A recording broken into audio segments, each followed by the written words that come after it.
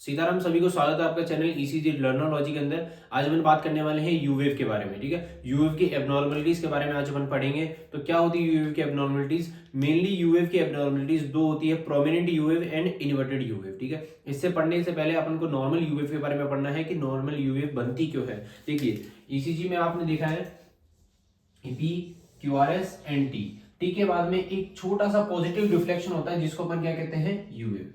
तो यूवेव मेनली बनती है पुरकिंजे फाइबर्स जो होते हैं। ठीक है, पुरकिंजे फाइबर्स के रिपोलराइजेशन की वजह से। ठीक है, पुरकिंजे फाइबर्स के रिपोलराइजेशन की वजह से क्या बनती है अपनी यूवेव। और यूवेव कब दिखती है?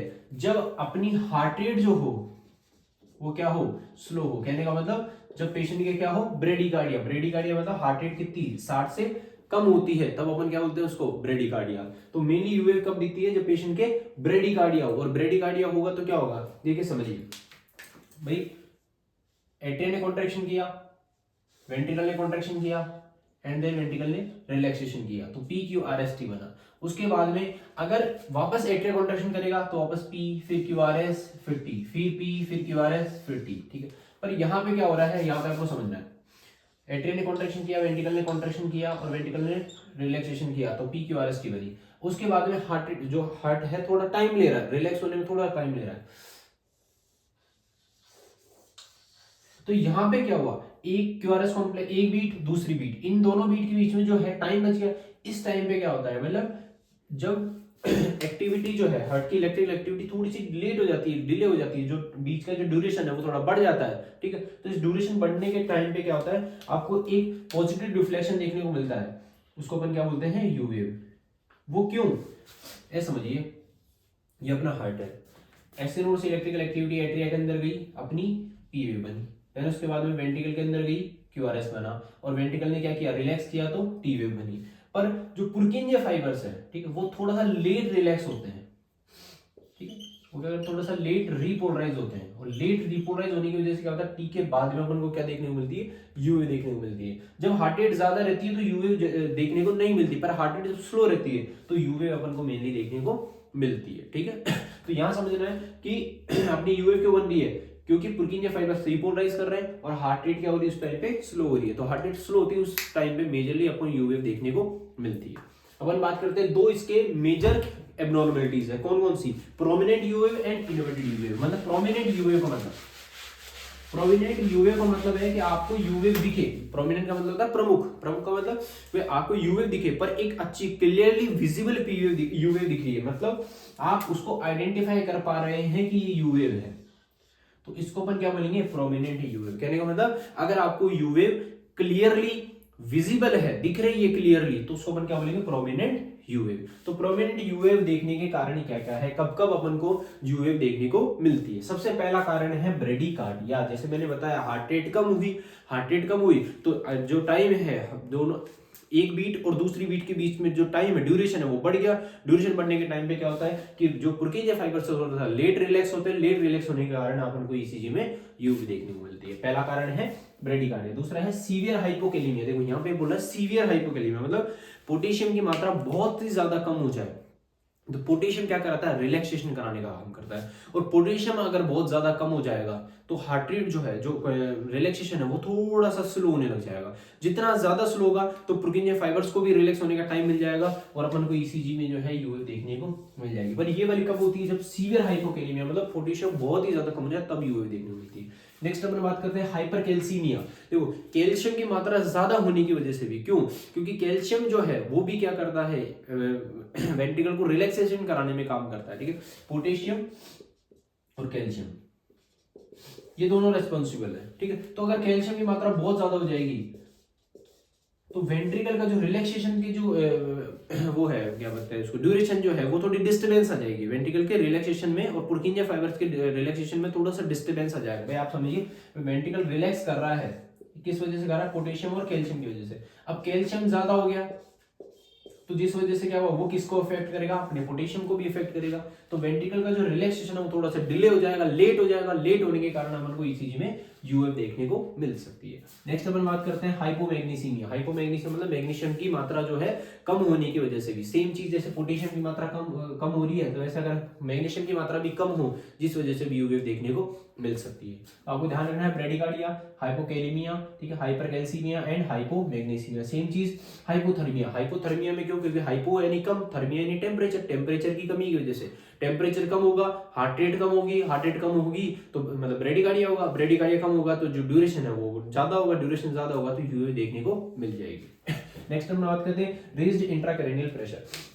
रेज्ड इंट्राक्रैनियल प्रेशर में क्या होता है कि अपना जो ब्रेन का प्रेशर है वो ज्यादा बढ़ जाता है, बढ़ने के कारण अपनी जो एक्टिविटी है, सीएनएस की जो एक्टिविटी है, सेंट्रल नर्वस सिस्टम, जो ब्रेन की जो एक्टिविटी है वो थोड़ी स्लो डाउन हो जाती है। स्लो होने की वजह से हार्ट रेट स्लो हो जाती है, हार्ट रेट स्लो होगी तो यूवेव देखने को मिलेगी। नेक्स्ट हम बात करते हैं वेंट्रिकुलर हाइपरट्रॉफी या फिर कार्डियोमायोपैथी, हाइपरट्रॉफी कार्डियोमायोपैथी। देखो वेंट्रिकुलर हाइपरट्रॉफी में भी क्या होता है, वेंट्रिकल की जो सेल्स है,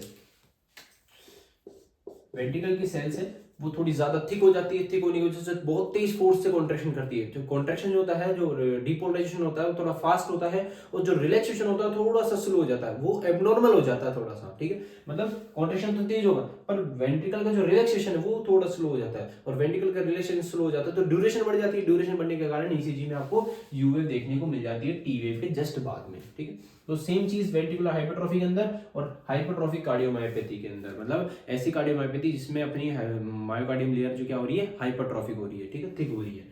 नेक्स्ट हम आते हैं ड्रग्स के कारण। ड्रग्स कौन से, डिगॉक्सिन, प्रोकानामाइड, अमाइड्रोन, क्विनिडीन, ठीक है।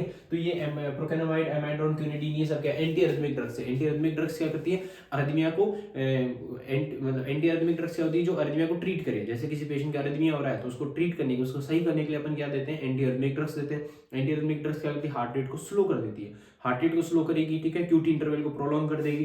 तो इसकी वजह से हार्ट रेट स्लो होगी तो सेम चीज आपको ईसीजी में क्या देखने को मिलेगी, यूवेव देखने को मिलेगी। नेक्स्ट हम बात करते हैं इन्वर्टेड यूवेव।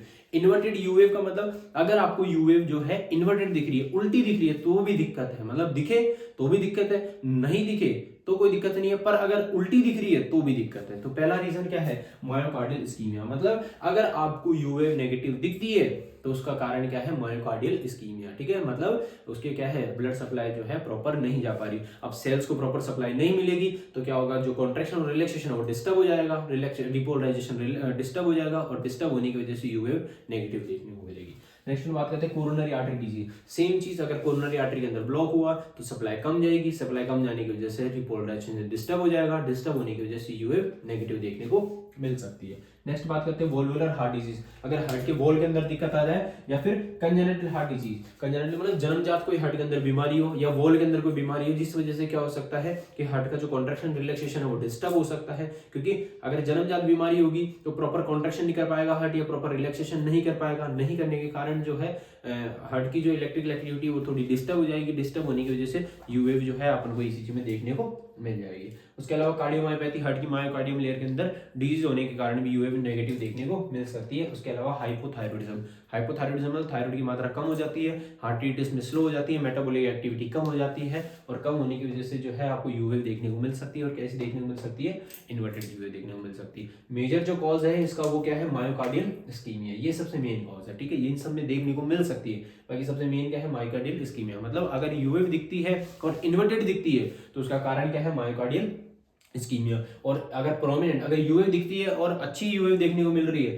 तो वो उसका मेन कारण है bradycardia, hypokalemia, hypercalcaemia, hypomagnesaemia, hypothermia. यहाँ पे ध्यान रखना है सबको हाइपो है सिर्फ कैल्शियम की मात्रा बढ़ने की वजह से ये देखने को मिलती है। उसके अलावा इंट्राक्रैनियल प्रेशर बढ़ने के कारण, हाइपरट्रॉफी होने के कारण या हाइपरट्रॉफी कार्डियोमायोपैथी के कारण, और या फिर एंटी अरिथमिक जो ड्रग्स होती है, ठीक है, एंटी अरिथमिक ड्रग्स जो होती है कौन कौन सी होती है, प्रोकानामाइड होती है, अमाइड्रोन होती है, क्विनिडीन, ये 3 एंटी अरिथमिक ड्रग्स होती है, इनके कारण देखने को मिलती है। उसके अलावा डिगॉक्सिन, डिगॉक्सिन क्या होती है, कार्डियोग्लाइकोसाइड नाम की एक ड्रग होती है, मतलब कार्डियोग्लाइकोसाइड एक ड्रग होती है जो क्या करती है, हार्ट के कॉन्ट्रैक्शन को थोड़ा फास्ट कर देती है, फोर्सफुली कर देती है, उसको क्या बोलते हैं डिगॉक्सिन। आगे आप पढ़ेंगे डिगॉक्सिन के बारे में, ये क्या क्या काम करती है। उस वाली कंडीशन, मतलब अगर कोई पेशेंट ये ड्रग्स ले रहा है तो उसके अंदर भी उसको क्या देखने को मिलेगा, यूवेव देखने को मिलेगी, ठीक है, ईसीजी के अंदर।